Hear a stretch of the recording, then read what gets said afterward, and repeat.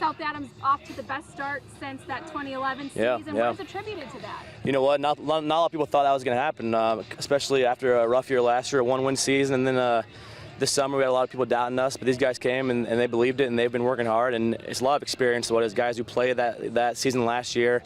We had 14 guys coming back with experience from Friday Night Lights, and they just that experience. I mean, it says a ton. They came back and they hated what they did last season. They came back fighting, and they've started to prove it so far. If we can keep going here. Did you see mentality or personality of this team change?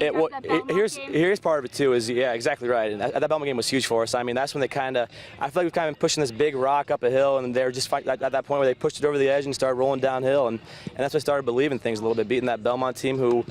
We beat them for the second time in 15 years. I mean, and they're a lot bigger than us, a bigger school, 3A school. They're kind of our big brother. Seems like a lot of years, but they came with that second half. We fought back. Our smaller line kind of dominated them, and then since then we've just played with some confidence. We took it to Bluffton, and then we went through and with Heritage, a bigger team in Heritage, and then last week Westell team came in with the #2 defense in the state.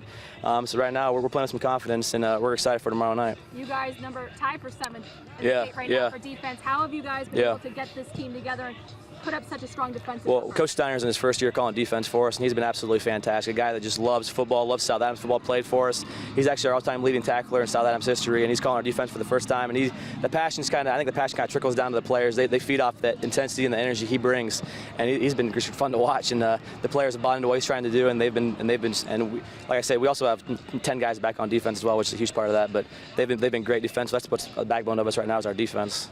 Back to that Belmont game, you and Adams Central have beat Belmont, so this is the Belmont Adams County. And I'll tell you what, there's not many people outside the locker room who said, hey, you guys had a chance to win the county this year. But right now we're in a spot to upset the Jets and hopefully get that done. But that's something we talk about bragging rights. We haven't won that since 2011 either. And that was the first time we've won that. And this is a chance to do it again. That would mean a lot to these kids. Like I said, kind of all the doubters that didn't think we had a chance, they can get us done tomorrow night if we show up. What's Adams Central doing so well this year? Hey, the Jets they're a fantastic team right now. They're the best team I think Coach Moser may have had since he's been there, honestly. They got a heck of an offensive line there. They're huge up front. All 5 guys back from last year. I mean, Schultz, 240-pound back who runs the ball hard. The quarterback's back for his 4th year playing varsity. They got those quick wing backs with Macklin and Bauman. Their defense the defense doesn't get enough credit, honestly. They have a tough defense, too. I think they're like 16th or 17th in the state. They don't get enough credit at all because he's mostly talking about their offense. But they're a tough team. They bring a lot of guys back. We'll have our challenge tomorrow night, no question. What will be the keys to the game, and what are you preaching to the guys? Here's what I think is huge for us: our defensive line versus their O-line. They're averaging about, I think, 240 pounds up front. Our D-line averages about 185 pounds, but it's going to be their size versus our speed up front. And we got to get in the gaps early. We got to hold our ground and try and beat them off the ball.